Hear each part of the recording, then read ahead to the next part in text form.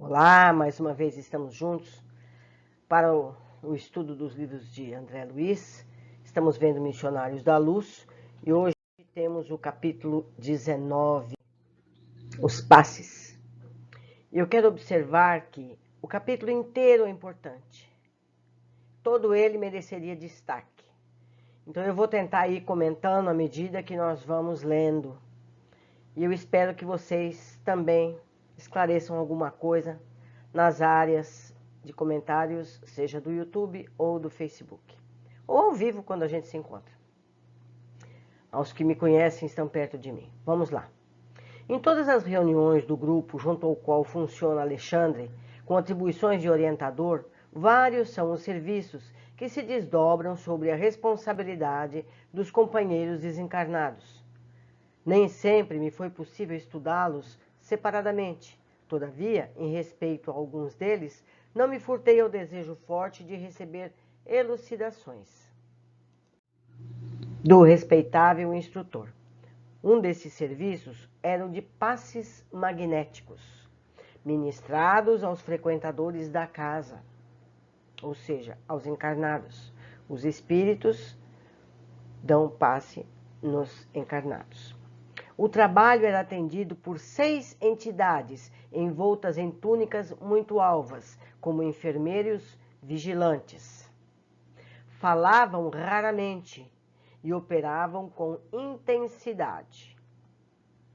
Todas as pessoas vindas ao recinto recebiam-lhes o toque salutar e, depois de atenderem aos encarnados, ministravam socorro eficiente às entidades infelizes do nosso plano, principalmente as que constituíam insecto familiar aos nossos amigos da crosta. Então, o que ele está explicando aqui? Que existem espíritos especializados em proporcionar o passe magnético dentro do centro espírita. Primeiro, eles atendiam os encarnados, todos. Entenda-se aqui, nem todos entram na câmara de passe, mas todos são atendidos. Passado isso, eles dão passe naquelas pessoas, naqueles espíritos que acompanharam os encarnados. Geralmente são familiares. Seguindo, indagando de Alexandre relativamente àquela sessão de atividade espiritual, indicando-lhe aos companheiros em esforço silencioso, esclareceu o mentor com bondade de sempre. Aqueles nossos amigos são técnicos em auxílio magnético, que comparecem aqui para a dispersão, ou melhor, para a dispensação de passes de socorro. Trata-se de um departamento delicado de nossas tarefas, que exige muito critério e responsabilidade. Esses trabalhadores, interroguei, apresentam requisitos especiais? Explica Alexandre. Sim, explicou o mentor amigo, na execução da tarefa que lhes será subordinada. Não basta a boa vontade, como acontece em outros setores de nossa atuação. Precisam revelar determinadas qualidades de ordem superior e certos conhecimentos especializados. Aqui ele está se referindo ao espírito que vai proporcionar o passe. Veja bem, o servidor do bem, mesmo desencarnado, não pode satisfazer em semelhante serviço se ainda não conseguiu manter um padrão superior de elevação mental contínua, condição indispensável à exteriorização das faculdades radiantes. Então, as faculdades radiantes, nesse caso, é do espírito especializado nisso. Seguindo. O missionário do auxílio magnético na crosta ou aqui em nossa esfera necessita ter grande domínio sobre si mesmo, espontâneo equilíbrio de sentimentos, acendrado, livre de impurezas. A palavra acendrado quer dizer livre de impurezas, amor aos semelhantes, alta compreensão da vida, fé vigorosa e profunda confiança no poder divino. Todos nós deveríamos ser assim para poder ministrar um atendimento. Mas ao menos os de lá são assim, né? Cumpre-me acentuar, todavia, que semelhantes requisitos em nosso plano constituem exigências que não se pode fugir. Quer dizer, os encarnados não precisam ser assim perfeitos, mas o desencarnado que trata desse assunto precisa. Exigências a que não se pode fugir. Quando na esfera carnal, a boa vontade sincera, em muitos casos, pode suprir essa ou aquela deficiência, o que justifica, em virtude da assistência prestada pelos benfeitores de nossos círculos de ação ao servidor humano, ainda incompleto no terreno das qualidades indesejáveis. Então, o passista, pode ser médium ou não, que vai aplicar o passe, ele não precisa ter esse nível de perfeição que é exigido do espírito que ministra o passe. O encarnado que ministra o passe é simplesmente um canal, um facilitador, um acelerador, um doador de energias. Então, ele não precisa ter essa perfeição, embora fosse desejável. Seguindo. Ouvindo as considerações do orientador, lembrei-me de que, de fato, vez por outra, viam-se nas reuniões costumeiras do grupo dos médiuns passistas em serviço, acompanhados de perto pelas entidades referidas. Quer dizer, esse espírito, especialista em passe, fica junto do médium passista. Vali-me, então, do ensejo para intensificar o meu aprendizado. Os amigos encarnados, perguntei, de modo geral, poderiam colaborar em semelhantes atividades de auxílio magnético? Todos, com maior ou menor intensidade, poderão prestar concurso fraterno nesse sentido. Todos, não precisam ser perfeitos, respondeu o orientador, porquanto, revelada a disposição fiel de cooperar a serviço do próximo, por esse ou aquele trabalhador, as autoridades de nosso meio, do meio espiritual, designam entidades sábias e benevolentes que orientam indiretamente o neófito, ou seja, o principiante, utilizando-lhe da boa vontade, enriquecendo-lhe o próprio valor. São muito raros, porém, os companheiros que demonstram a vocação de servir espontaneamente. Certo? Muitos, não obstante bondosos e sinceros nas suas convicções, aguardam a mediunidade curadora como se ela fosse um acontecimento milagroso em suas vidas e não um serviço do bem.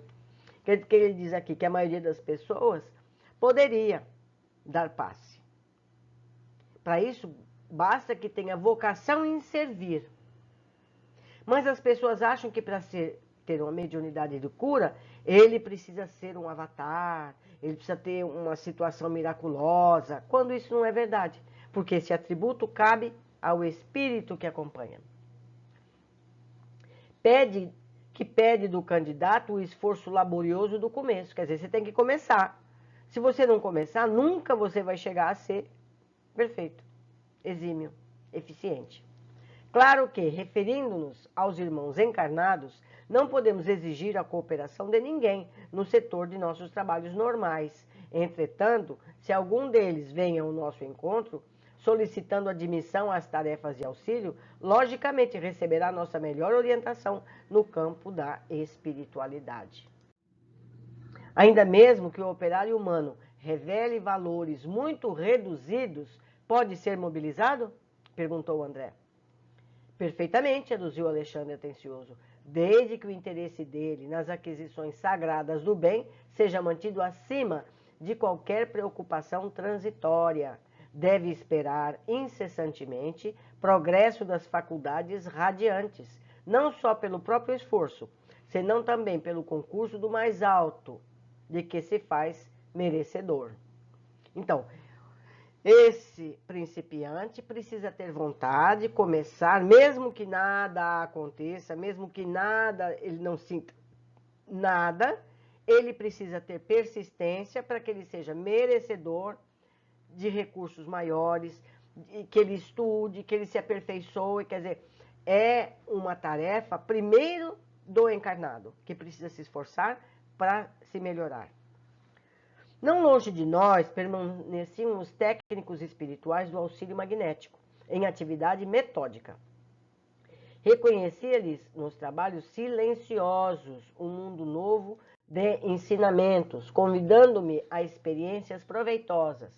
Todavia, anotando as explicações do instrutor, ponderei quanto à possibilidade de contribuição pelo esclarecimento de algum amigo encarnado em face do assunto e perguntei: quando na crosta, envolvidos pelos fluidos mais densos, como podemos desenvolver a capacidade radiante depois da edificação de nossa boa vontade real a serviço do próximo? Quer dizer, como é que você consegue ministrar o passe com energia radiante, o magnetismo sair de você e atingir, alcançar o necessitado? O orientador percebeu minha intenção e elucidou de pronto. Conseguida a qualidade básica, o candidato ao serviço precisa considerar a necessidade da sua elevação urgente. A qualidade básica é a boa vontade. Seguida isso, ele precisa se elevar urgentemente, para que as suas obras se elevem no mesmo ritmo. Falaremos tão só das conquistas mais simples e imediatas que deve fazer dentro de si mesmo. Antes de tudo, é necessário equilibrar o campo das emoções. Não é possível fornecer forças construtivas a alguém, ainda mesmo na condição de instrumento útil, se fazemos sistemático desperdício das irradiações vitais. Um sistema nervoso esgotado, oprimido, é um canal que não responde pelas interrupções havidas.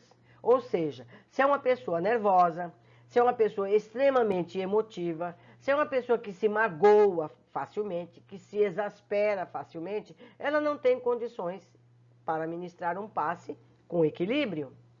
Porque ninguém pode dar o que não tem. Então, daí a necessidade de, primeiro, a boa vontade, em seguida, um treinamento das nossas emoções, para que você possa ser um instrumento útil e eficiente. Ele especifica a mágoa excessiva, a paixão desvairada, a inquietude obsedante, constituem barreiras que impedem as passagens das energias auxiliadoras. Como é que nós somos? Nós somos uma pessoa que se magoa por qualquer porcaria? Por qualquer? Me dá lá essa palha? Ou nós absorvemos o problema e tocamos adiante, mantendo a tranquilidade? Pessoas muito inquietas, obsessivamente inquietas, como é que ela vai ter a tranquilidade necessária para ministrar o passe? Ela vai transmitir aquilo que ela tem. Então ela vai carregar o outro com mais problemas, não é? Por outro lado, é preciso examinar também as necessidades fisiológicas a par dos requisitos de ordem psíquica. A fiscalização dos elementos destinados aos armazéns celulares é indispensável por parte do próprio interessado em atender às tarefas do bem. O excesso de alimentação produz odores fétidos através dos poros, bem como das saídas dos pulmões e do estômago, prejudicando as faculdades radiantes, porquanto provoca dejeções anormais e desarmonias de vulto no aparelho gastrointestinal, interessando a intimidade das células. Vocês lembram, em capítulos anteriores, ou até em obras anteriores, que quando o médium se aproxima dos trabalhos, a espiritualidade corre esvaziar o estômago espiritualmente, aliviar o intestino, não é verdade? Vocês lembram disso? Pois então, se a gente já for para o trabalho com uma alimentação leve naquele dia, vai dar menos trabalho, não é verdade? Isso faz parte do comportamento do trabalhador. Se você quer ser um trabalhador espírita, você tem que se vestir com uniforme, ou seja, se comportar de acordo.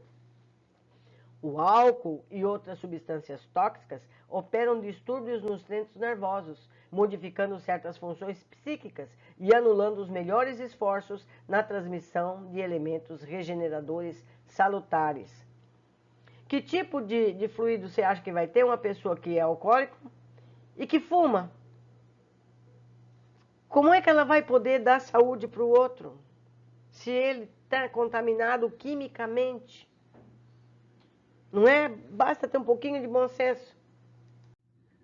O mentor fez uma pausa mais longa, observando em mim o efeito de suas palavras e concluiu.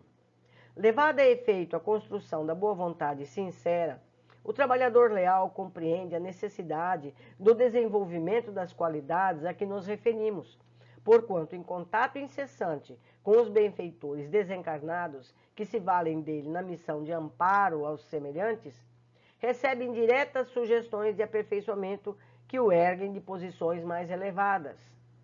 Ou seja, qualquer pessoa pode começar, mas desde que esteja disposta a começar um trabalho de melhoria psíquica, principalmente, e comportamental, porque uma coisa está ligada à outra.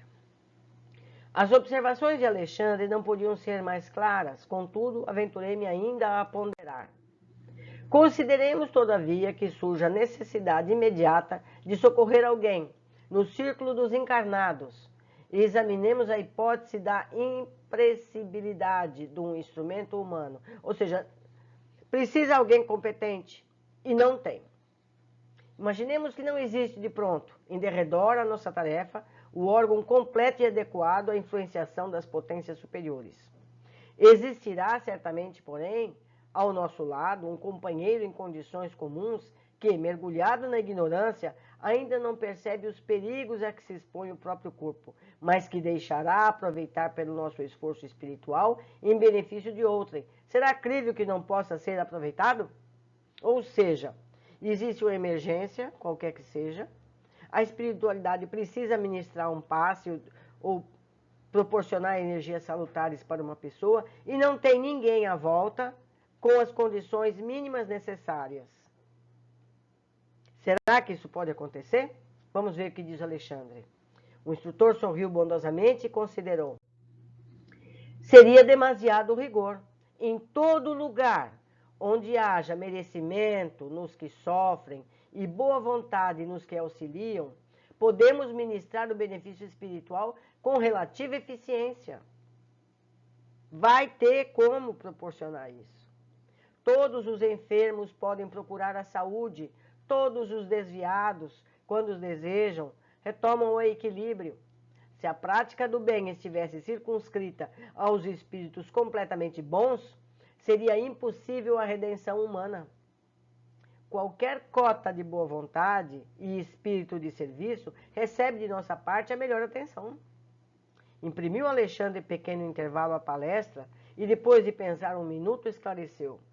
Quando nos referimos às qualidades necessárias aos servidores desse campo de auxílio, a ninguém desejamos desencorajar, mas orientar as aspirações do trabalhador para que a sua tarefa cresça em valores positivos e eternos. Então, você não começar o trabalho de ministrar um passe, de ajudar energeticamente uma pessoa, porque se acha incapaz, não é desculpa. Porque todos temos que um dia começar. Então, a partir do momento que você tem boa vontade é só, para começar, só precisa isso, boa vontade. E dali adiante, vamos passo a passo nos melhorando. Neste momento, aproximou-se um dos companheiros em serviço, pedindo a cooperação de Alexandre em determinado setor. Ele atendeu gentil. No entanto, antes de separar-se de mim, conduziu-me ao reduzido grupo de entidades que se encarregavam dos passes e, apresentando meu amigo que chefiava o trabalho, explicou generoso. Anacleto, nosso amigo André Luiz, que exerceu funções de médico na última experiência terrestre, estimaria receber alguns esclarecimentos quanto aos serviços de sua especialidade. Desde já agradeço tudo que você fizer por ele. O diretor daquele departamento de auxílio acolheu-me fraternalmente, e fosse porque estava em trabalho ativo ou porque se dava a poucas palavras, convidou-me sem perda de tempo às observações diretas das entidades sob sua chefia. Delicadamente colocou-me ao lado de uma senhora respeitável, que se localizara à mesa, não longe do orientador da casa. Vejamos esta irmã, exclamou Anacleto, prontificando-se ao auxílio afetuoso. Observe-lhe o coração e, principalmente, a válvula mitral. Detive-me em acurado exame da região mencionada e, efetivamente, descobri a existência de tenuíssima nuvem negra que cobria grande extensão da zona indicada, interessando ainda a válvula aórtica e lançando filamentos quase imperceptíveis sobre o nódulo sinoauricular, esses tênues fios, André observou. Expus ao novo amigo minhas observações, ao que me respondeu. Assim como o corpo físico pode ingerir alimentos venenosos que lhe intoxicam os tecidos, também um organismo perispiritual pode absorver elementos de degradação que lhe corroem os centros de força, com reflexos sobre as células materiais. Viram? Que coisa! Bom, nós já vimos isso em todo esse livro. Se a mente da criatura encarnada ainda não atingiu a disciplina das emoções, se alimenta paixões que a desarmonizam com a realidade, pode a qualquer momento intoxicar-se com as emissões mentais daqueles com quem convive e que se encontrem no mesmo estado de desequilíbrio. Ou seja, a pessoa que se desequilibra emocionalmente se liga a outras pessoas no mesmo estado, e isso agrava o estado dela e das outras pessoas. É como a gente dando a mão para forma um grupo grande. Então, nós não queremos isso. Então, é necessário que a qualquer sinal de um desequilíbrio emocional, a gente se apure em voltar ao equilíbrio. Há muitas formas de se fazer isso, mas todos eles dependem de cada um, o esforço próprio. Às vezes, semelhantes absorções constituem simples fenômenos sem maior importância. Todavia, em muitos casos, são suscetíveis de ocasionar perigosos desastres orgânicos. Isso acontece, mormente, quando os interessados não têm vida de oração, cuja influência benéfica pode anular inúmeros males. Atualmente é comum a gente escutar, pessoas tóxicas. Eu não posso estar perto daquela pessoa porque ela suga as minhas energias. Isso não existe. Nós não absorvemos aquilo com o que não nos sintonizamos. Se você não for uma pessoa tóxica, se você não for uma pessoa em desequilíbrio, você não vai se ligar no desequilíbrio do outro. Então, é muito fácil você pôr culpa no outro. Porque fulano de tal, quando ele vem aqui, me sinto fraca. Porque você deu passagem, porque você facilitou, porque você associou o seu padrão vibratório com o da outra pessoa. Vamos nos policiar melhor. Indicou o coração de carne da irmã presente e continuou. Esta amiga, na manhã de hoje, teve sérios atritos com o esposo, entrando em grave posição de desarmonia íntima. A pequena nuvem que lhe cerca o órgão vital representa matéria mental fulminatória. Mata, fulmina. A permanência de semelhante resíduo no coração pode ocasionar-lhe perigosa enfermidade. Atendemos ao caso. Então, vocês percebem como você pode discutir com alguém, mudar de ideia, expor, mas você não pode permitir que isso altere o seu estado mental e espiritual. É difícil, lógico que é difícil. Somos humanos encarnados em processo de crescimento. Mas se a gente não se esforçar para melhorar, a gente não vai conseguir nunca. Vocês vão atender o caso dela. Sempre sob minha observação, Anacleto assumiu nova atitude, dando-me a entender que ia favorecer suas expansões irradiantes e, em seguida, começou a atuar por imposição. Colocou a mão direita sobre o epigastro da paciente, na zona inferior ao externo, e com surpresa notei que a destra, assim disposta, emitia sublimes jatos de luz, que se dirigiam ao coração da senhora enferma, observando-se nitidamente que os raios luminosos de luminosa vitalidade eram impulsionados pela força inteligente e consciente do emissor. Ou seja, o pensamento é matéria. Então, quando ela se desequilibrou e formou pensamentos negativos, ela formou matéria densa no seu coração. Sutil para os olhos físicos, mas existe. Então, o Anacleto foi lá e dispersou isso com a sua energia benéfica.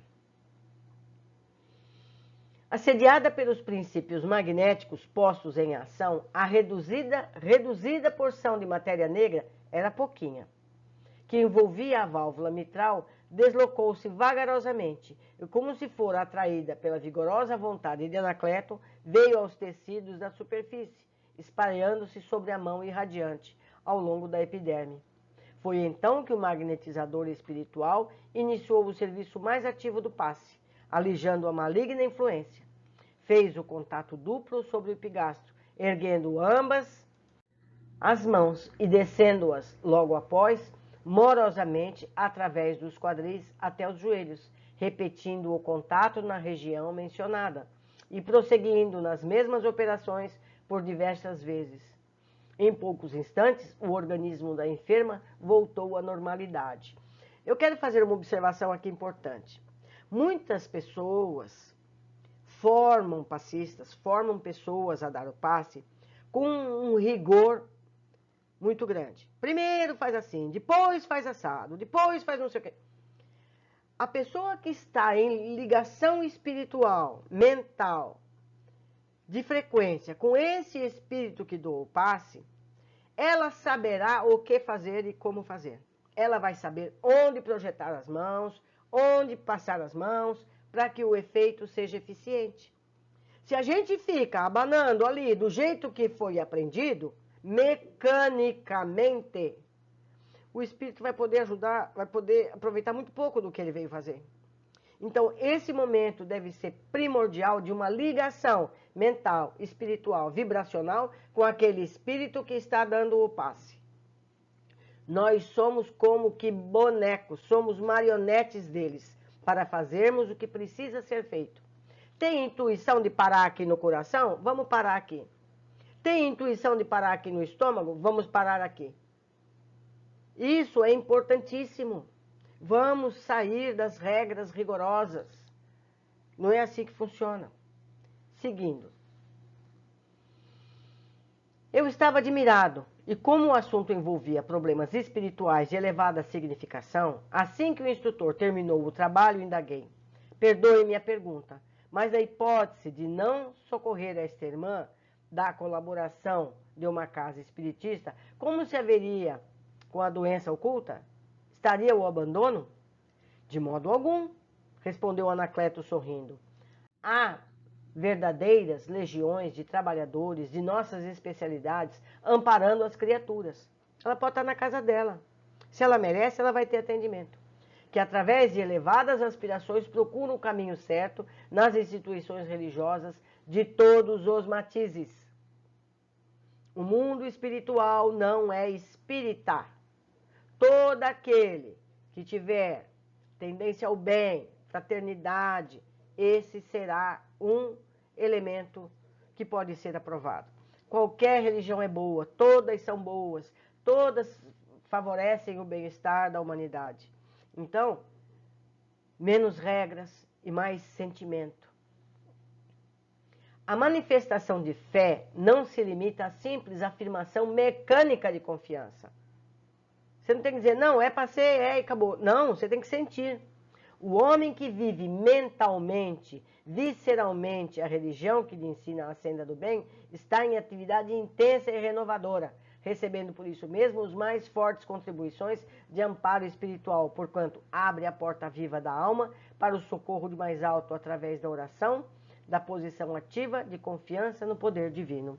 Quer dizer, aquela pessoa que se diz de uma religião tradicional, que faz as suas orações mecanicamente, tantas orações essa, tantas daquela e assim por diante, até acabar as 50 orações, não adianta nada. Basta uma, desde que seja sincera, desde que seja ativa, desde que ela se ligue com a espiritualidade maior.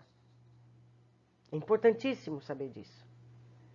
Há pessoas que oram a vida inteira e não conseguem 1 centímetro de espiritualidade. O novo companheiro indicou a irmã que se libertara da desastrosa influenciação e esclareceu depois de uma pausa. Nossa amiga está procurando a verdade, cheia de sincera confiança em Jesus. Ovelha fustigada pela tempestade do mundo e inexperiente na esfera do conhecimento. volta-se para o divino pastor como criança frágil, sequiosa do carinho materno. Ingênua. Não é aquela que acha que sabe tudo, que ninguém sabe nada. Estivesse orando numa igreja católica romana, num templo budista, receberia o socorro de nossa esfera, basta que estivesse em ligação com o plano espiritual, por intermédio deste ou daquele grupo de trabalhadores do Cristo. Naturalmente, aqui, o seio de uma organização indene das sombras do preconceito, do dogmatismo nosso, nosso concurso fraternal pode ser mais eficiente. E eu vou dizer aqui, eu vou parar aqui e seguir daqui a pouco. Estivesse orando numa igreja católica romana ou num templo budista, os budistas não são cristãos. Quer dizer, não precisa nem necessariamente ser cristão. Importa que você esteja ligado à espiritualidade superior.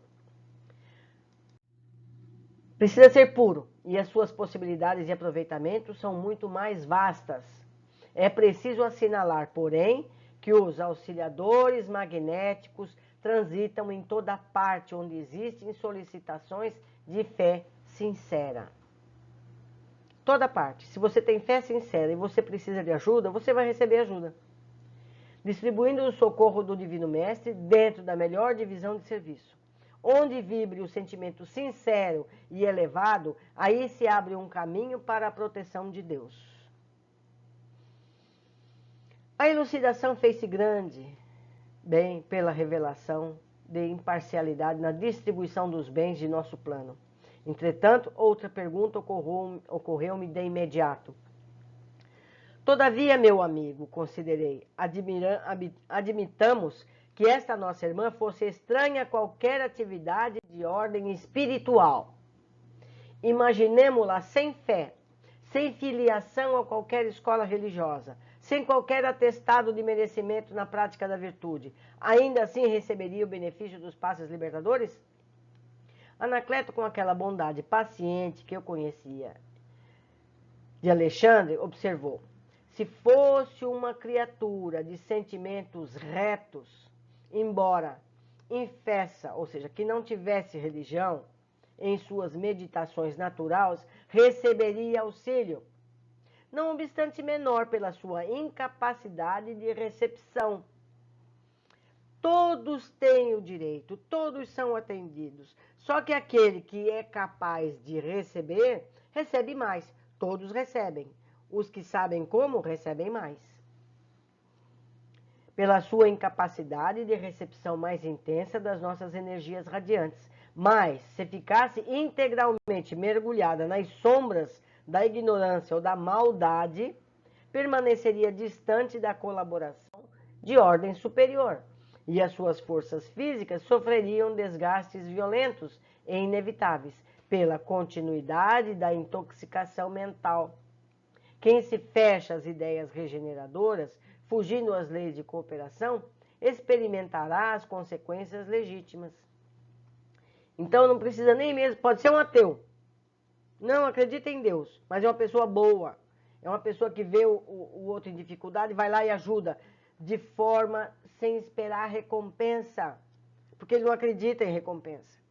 Então ela vai ter ajuda sim, menos porque ela não é capaz de receber. Porque quando você pede, você abre a porta de contato. Se você não pede, fica mais difícil. É como se tivesse que pôr para dentro forçadamente.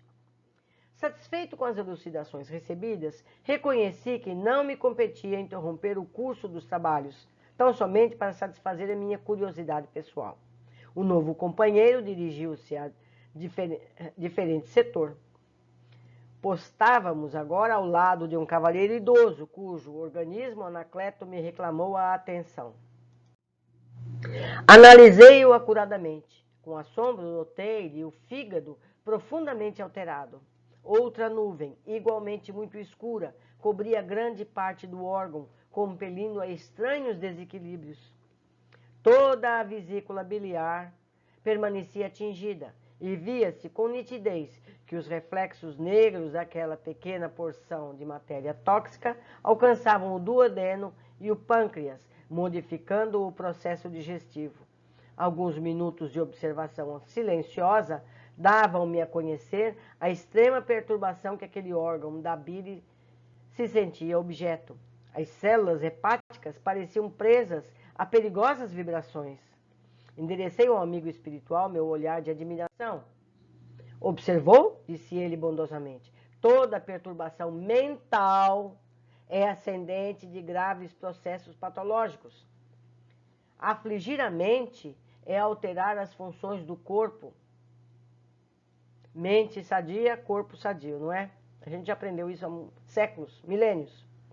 Por isso, qualquer inquietação íntima chama-se desarmonia e as perturbações orgânicas chamam-se enfermidades. Veja só. Colocou a destra amiga sobre a fronte do cavalheiro e acrescentou: este irmão, portador de um temperamento muito vivo, está cheio de valores positivos da personalidade humana. Tem atravessado inúmeras experiências em lutas passadas e aprendeu a dominar as coisas e as situações com invejável energia. Agora, porém, está aprendendo a dominar a si mesmo, a conquistar-se para a iluminação interior. Em semelhante tarefa, contudo, experimenta choques de vulto, porquanto, dentro da sua individualidade dominadora, é compelido a destruir várias concepções que se lhe figuravam preciosas e sagradas. Neste empenho, os próprios ensinamentos do Cristo, que lhe serve de modelo à renovação, doem-lhe no íntimo como marteladas em certas circunstâncias. Este homem, no entanto, é sincero e deseja, de fato, reformar-se, mas sofre intensamente, porque é obrigado a ausentar-se de seu campo exclusivo, a caminho do vasto território da compreensão geral. No círculo dos conflitos dessa natureza, vem lutando desde ontem dentro de si mesmo para acomodar-se a certas imposições de origem humana que lhe são necessárias ao aprendizado espiritual. E, no esforço mental gigantesco, ele mesmo produziu pensamentos terríveis e destruidores que segregam matéria venenosa, imediatamente atraída para o seu ponto orgânico mais frágil, que é o fígado. Ele, porém, está em prece regeneradora e facilitará nosso serviço de socorro pela emissão de energias benéficas. Não fosse a oração que lhe renova as forças reparadoras, e não fosse o socorro imediato de nossa esfera, poderia ser vítima de doenças mortais no corpo. A permanência de matéria tóxica indefinidamente na intimidade desse órgão de importância vital determinaria movimentos destruidores aos glóbulos vermelhos do sangue, complicaria as ações combinadas da digestão, perturbaria de modo fatal o metabolismo das proteínas. Ixi, caiu o microfone aqui, gente. Anacleto fez uma pausa mais longa, sorriu cordialmente e acentuou: isto, porém, não acontecerá. Na luta titânica em que se empenha consigo mesmo, a vontade firme de acertar e a sua âncora de salvação. É a sua âncora de salvação. Permanecia tão surpreso com o ensinamento que não ousei dirigir-lhe qualquer interrogação. Anacleto continuou de pé e aplicou-lhe um passe longitudinal sobre a cabeça, partindo do contato simples e descendo a mão vagarosamente até a região do fígado, que o auxiliador colocava com a extremidade dos dedos radiantes, repetindo-se a operação por alguns minutos. Surpreendido, observei que a nuvem, de escura, se fizera opaca, desfazendo-se pouco a pouco sob o influxo vigoroso do magnetizador em missão de auxílio. O fígado voltou à normalidade plena. Mais alguns minutos e nos encontramos diante de uma senhora grávida, em sérias condições de enfraquecimento. Anacleto deteve-se mais respeitoso.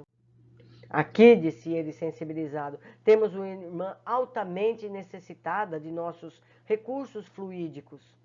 Profunda anemia invade-lhe o organismo, em regime de subalimentação, em virtude das dificuldades naturais que a rodeiam de longo tempo. A gravidez constitui para ela um processo francamente doloroso. O marido é parcamente remunerado e a esposa é obrigada a vigílias, noite adentro, a fim de auxiliá-lo na manutenção do lar. A prece, porém, não representa para este coração materno tão somente um refúgio. A par de consolações espontâneas, ela recolhe forças magnéticas e substancial expressão que a sustentam no presente drama biológico. Em seguida, indicou a região do útero e ponderou: observe as manchas escuras que cercam a organização fetal. Efetivamente, aderindo ao saco do líquido amniótico, viam-se microscópicas nuvens pardacentas vagueando em várias direções, dentro do sublime laboratório de forças geradoras. Dando-me a perceber seu fundo conhecimento da situação, Anacleto continuou: se as manchas atravessarem o líquido, provocarão dolorosos processos patológicos em toda a zona do epiblasto, e o fim da luta será o aborto inevitável. Comovidíssimo, contemplei o quadro divino daquela mãe sacrificada, unida à organização espiritual daquele que lhe seria o filho do porvir. Foi o chefe da assistência magnética que me arrebatou daquela silenciosa admiração, explicando: não obstante a fé que lhe exorta o caráter, apesar dos seus mais elevados sentimentos, nossa amiga não consegue furtar-se de todo a tristeza angustiosa em certas circunstâncias. Olha só, ela faz tudo certinho, mas ela está triste. A tristeza leva a essa situação. Há 6 dias permanece desalentada, aflita.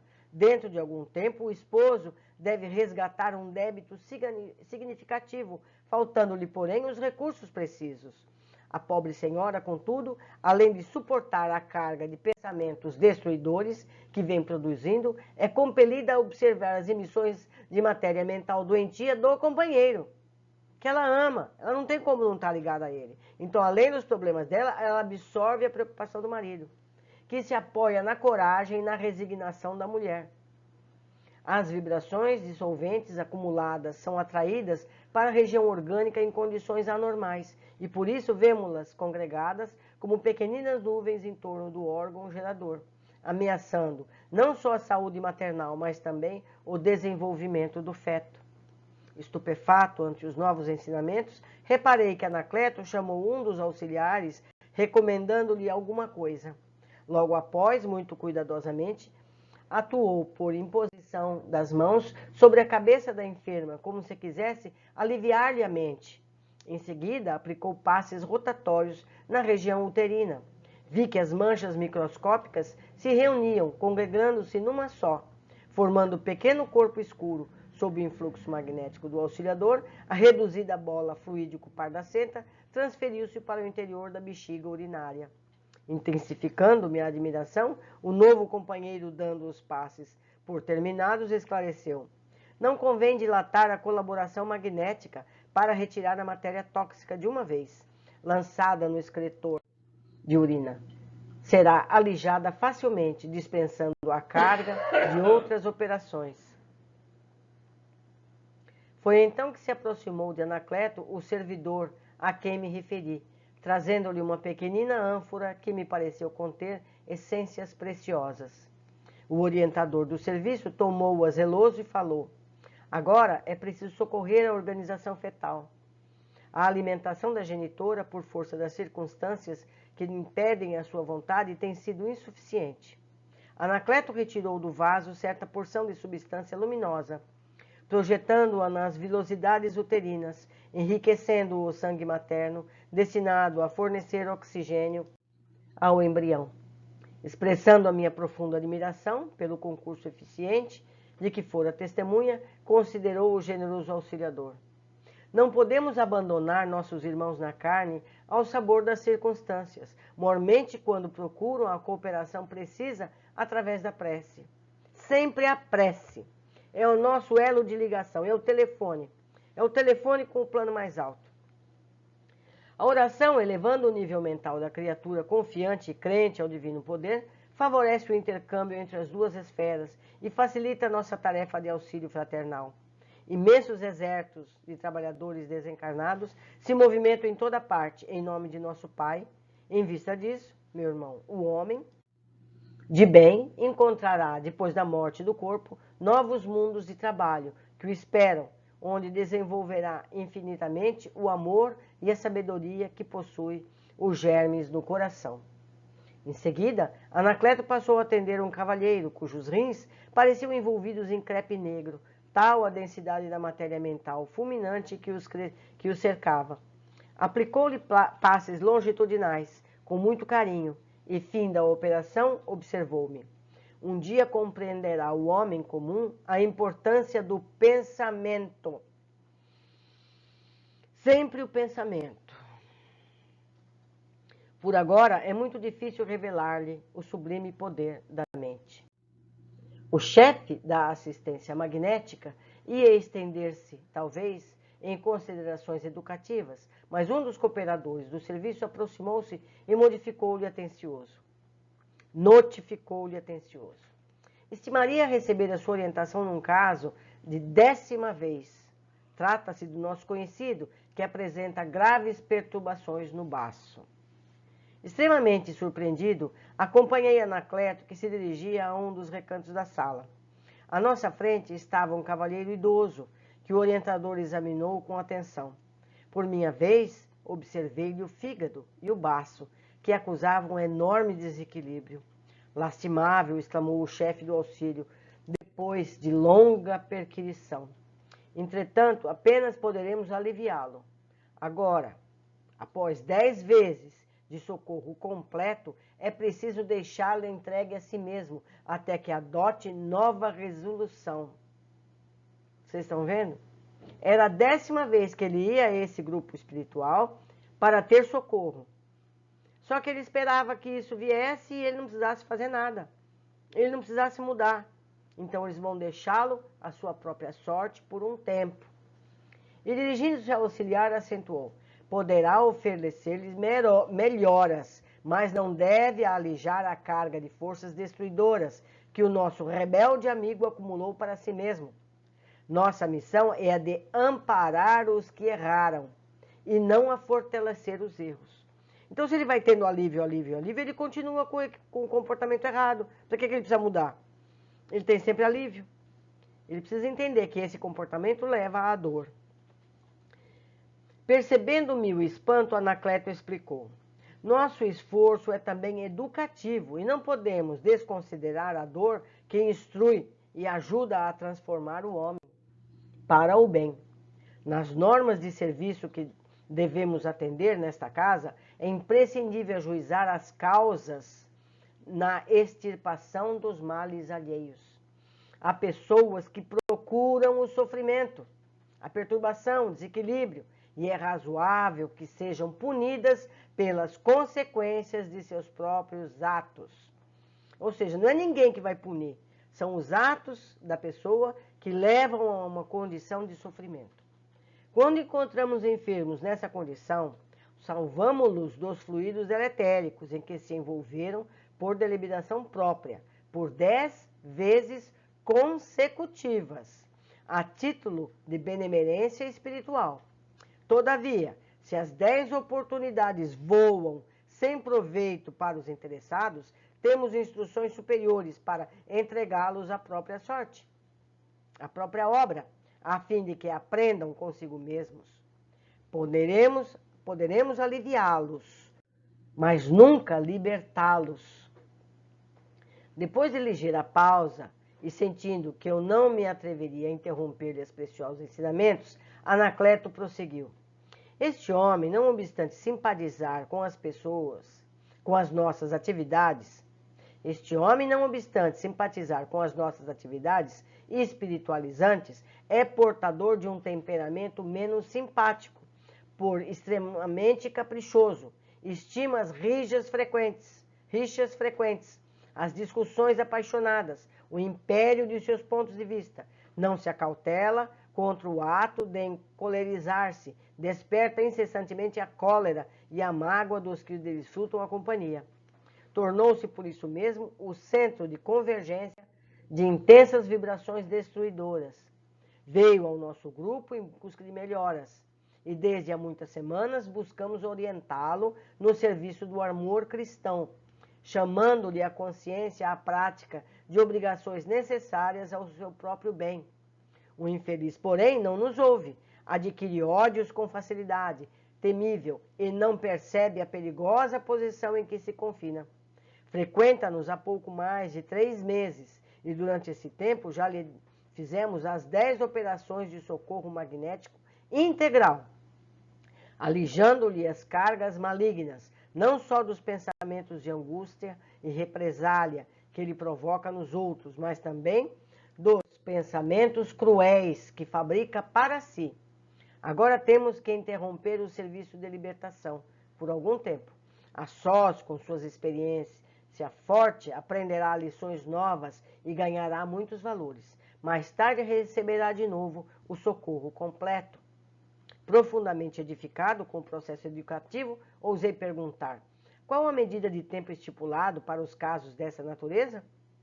O interlocutor, porém, assumindo atitude discreta, contornou a pergunta e respondeu: varia de acordo com os motivos. O efeito obedece à causa. Anacleto prosseguiu auxiliando, enquanto eu me perdia em profundas considerações de ordem superior. Depois de partir os laços carnais, compreendemos com mais clareza e intensidade a função da dor no campo da justiça edificante. Aquela permanência de minutos junto ao serviço de assistência magnética renovava-me nas concepções referente a socorros e corrigendas. O Senhor ama sempre, mas não perde a ocasião de aperfeiçoar, polir, educar.